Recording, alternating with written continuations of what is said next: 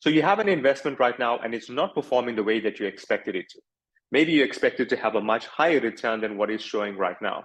Or perhaps you expected that it was going to be a lot more tax efficient. Or maybe you just expected that this was going to help you in terms of estate duty. Now, whatever your reason, whatever your expectations are, this particular investment's not performing the way that you wanted. And now the question is this: when is the right time to come out of the wrong investment? Now, I'm Devanaika, and although my channel is dedicated to helping government employees make one of their most important decisions, whether to retire or resign, the channel is also focused on helping individuals like yourself and every single South African make informed decisions when it comes to their wealth. Now, I've been in financial planning since 2004, and the secret I want to share with you today is exactly that. When is the right time for you to come out of the wrong investment? Now, I'm guiding you on 3 simple tips that you can put into place right now in order to take more control of it. So let's get started straight away. The first thing that you want to get to is a point of awareness, right?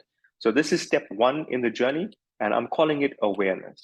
And the reason that this step is a crucial step is very often when we get into some kind of investment, maybe you can relate to this, we sort of trust that the financial advisor is doing the right thing for us. We trust that they're putting us into the right vehicle. We trust that the money is going to go according to plan.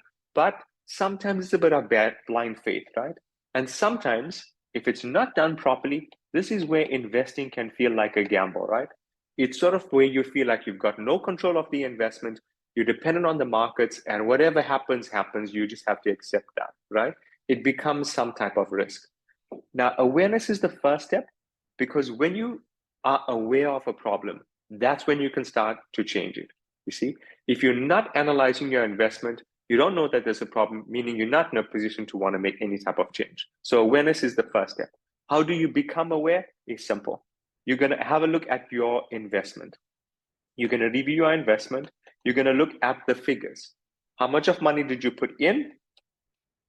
How much of money have you got right now? Right? So if you know that the amount of money you put in is so high, let's use a round figure.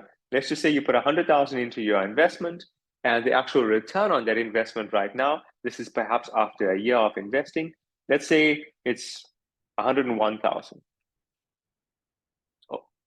So if you know that that investment's not performing well, and this is the key here, the awareness, because you're starting to analyze it like this is when you can move on to the next stage, right? And the next stage is basically trying to upskill yourself, right? You want to get to a point where you take control. And taking control is easy, right? Because awareness is the first step, you know that it's not performing the way that you expected it to perform. Now, I used an example in terms of the performance, right? It's not growing at the rate that you expected, but it could also be from a tax perspective. But now you want to see what actually took place, right? Taking control means starting to analyze what's happening that's making your investment not perform well. And this could be a multiple number of reasons, right? It could be that it's invested in the wrong fund, right? It could be the wrong fund or the wrong funds. That's one. It could be that it's not tax efficient. So not tax efficient as a second step. It could be that your charges are too high, so high costs, right? Or it could be what's extremely common, and I want you to pay careful attention to this one. It could be the wrong vehicle. Now, I'll go through each one, especially the last point, right? Because sometimes that one sort of gets under the radar. If your money is invested in the wrong fund or wrong funds, it means you have the wrong engine, right? If it's the wrong engine, it's like this. Imagine you have a vehicle. The max speed that that vehicle can travel at is 80 kilometers per hour.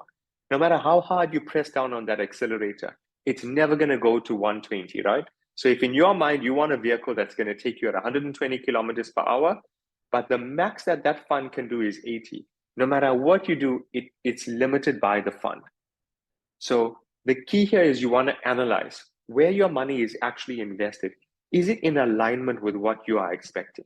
So when you take control, in order to do this, you want to start to make a list of the things that are important to you, right? I'll give you some ideas. So perhaps one of the things that's important for you is you want to have growth. This is very common when clients tell me that they want to have growth, but I want you to dig deeper, right? Because having growth could be something extremely silly like this, where the investment house says, hey, look, You gave us 100,000, you now have 101,000, which means you have growth. Now, naturally, you don't want that. What you're looking for is to be a bit more specific. When you're focusing on growth, I want you to aim for something. For example, you could aim to beat inflation. It's a nice thing because inflation affects the buying power of money. If you're beating inflation, it means you can still buy the same things in the future. It's a nice target to have. Maybe you are expecting to have no losses. I'm just giving you information. You can start to analyze this carefully. Maybe you want to have a particular term. So maybe you want to invest for 5 years or 10 years, but you want to do something with this money at the end of a particular period. So when you are clear like this, when you are clear on what you want, that's when we can go back, and this is how you can take control and have a look at where the money is invested. So if the money is invested in the wrong fund, meaning, I'm going to use an example. Let's say you are expecting that you want to beat inflation. And in my example, I'm going to say inflation is at 5%, just in my example. Now, assume that the money you have invested right now, it is targeting a return of 4%, which means if that particular fund is targeting 4% and you are expecting a return of 5%, immediately there's a mismatch. And you only get to know that when you take control. See, the moment you start to analyze and become clear on what it is that you want, that's when you can analyze the fund to see if it's the right vehicle or not. The next point you want to look at is tax efficiency. Now, naturally, you might want to be in a position where you want to pay the least amount of tax, but there's different investment vehicles, which I'll talk to you shortly about, and I'll cover up the tax thing when I get to that perspective. Then you want to analyze the costs. Now, any investment company or insurance company, they're going to have some costs. What you're looking for is this word, value. You see, we can't hide from the cost, right? We're going to pay a cost for everything.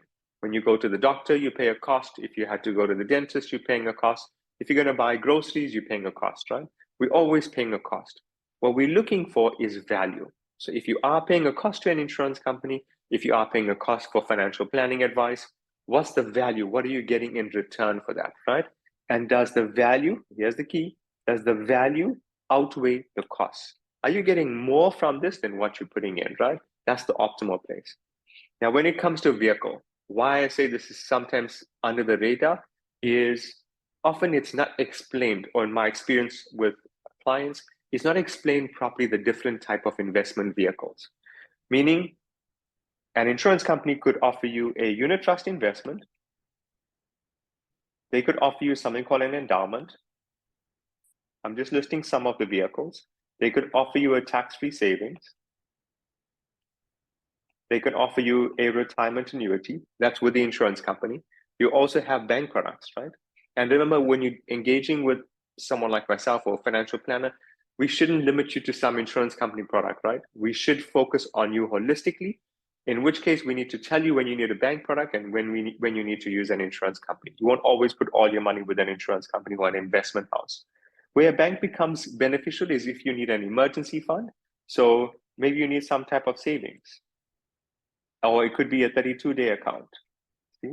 Or it could be a fixed deposit. So these are the different type of vehicles that are available. These are the different vehicles. Now, when you are focusing on the vehicle, certain things become important. For example, if it's important for you that this money doesn't form part of your estate, right? If that is important for you. So again, this is where becoming clear on your goals is important, right? And this is the take control part. So if it's important for you that no estate duty is a tax you pay on death, meaning if that's something important for you, if you want to have a beneficiary in place, then the choice of vehicle becomes important. Because if you want to have a beneficiary and you want to know that your money is getting passed on to your beneficiary or beneficiaries and it doesn't form part of your estate, then you have to make sure that you're using a vehicle that allows you to add a beneficiary. And I know this sounds silly and it sounds very basic, but it's one of those things that's so easily overlooked, right? I'm going to use an example. If you go with a direct unit trust vehicle, it does not have the facility for beneficiary. If you are going with a savings account, if you're going with a 32-day account, These are bank products. There's no beneficiaries attached to them. Meaning, you want to have this facility, you want to have money moving to a beneficiary, you want it to not be part of your estate, but the vehicle itself does not support that. Can you see the misalignment? So this is where it can go astray, right? You want to make sure you're in the right vehicle. And just quickly, from a tax perspective, remember, if you have a unit trust or if you have a savings account, you're earning interest in those investment vehicles. There is an interest exemption, but whatever is above that now adds to your income. So you want to analyze these things in advance to make sure you're in the right vehicle, and you get to do that in the beginning. Now, the third point that you're going to take here, that step for you, is you're going to take control. Well, I'll say take action. The reason is, once you know that you're in the wrong vehicle, the longer you stay in the wrong place, the longer it's going to take for your money to grow. The longer you stay in the wrong place, the more losses you could incur. So you might have already lost money. Chances are you did, because you're in the wrong vehicle, right? Or in the wrong investment. Now, the longer it takes you to move to the right place, the more you're going to continue to lose money. Also bear in mind that the right place needs time. So if you're doing investment, you need time. So the earlier you can get to the right place, the better it's going to be for you, because you're giving yourself the opportunity to grow. So you want to analyze it from there. But notice I'm giving you this as the third step, right? Taking action becomes the last step, because we don't want to go blindly, okay? And again, that could have happened when you started the investment. That's why you're having this experience. So maybe it wasn't explained to you. Maybe step 2 wasn't done, where you were not explained the importance of taking control. You were not explained the importance of identifying what's important to you, what are there from your, what do you want to achieve from the investment before you put money in, right? So if you follow these 3 steps, this should put you in a position to gain access to the information that you need in order to make the right choice. Now, where do you get more information? You can reach out to your financial advisor. The consultant that helped you to set up your investment can offer you support. You can, if you're not comfortable, or if you feel you're not going to get the right advice, then get a second opinion. Alternatively, inside this very channel, it's filled with tons of videos where I'm providing you with support, information that's going to empower you to make more informed decisions. So just search on the channel, gain access to some of the information, and then that will teach you how you can invest wisely, how you can find the right vehicle. But it's all in here, and all depends on you how quickly you can take action to upskilling yourself. The key behind this particular YouTube channel is to provide you with empowerment. The more you know, the better choices you can make, you see? And you want to get to a stage where you understand certain key components, because that's when you don't have to trust a financial advisor completely, right? You don't have to, investment doesn't become a gamble, because it then empowers you so that before you put your money into the investment, you sort of have an idea whether this is going to work for you or not. And that's the secret. That's what I want to get you to. So if you found the video helpful, post a comment below and let me know. Also, from the 3 steps, which step do you feel right now is the most essential step for you with where you are on your journey? Also, post comments with me to let me know how you've been on your journey. So if you found a particular issue with your investment, what are the steps that you've taken? And maybe come back to the video to post your comments to let me know how well your investment's performing now.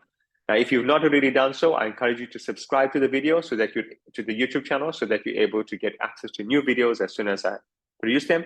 And if there's something specific that you're looking for, post a comment below. I read them personally, and I'll gain access to it, and I'll then start to see if I can get a video going out for you. Lastly, if you found this video helpful, please click the thumbs up sign, because that lets me know I'm on track and producing information that's very beneficial. And I'll see you on the next video.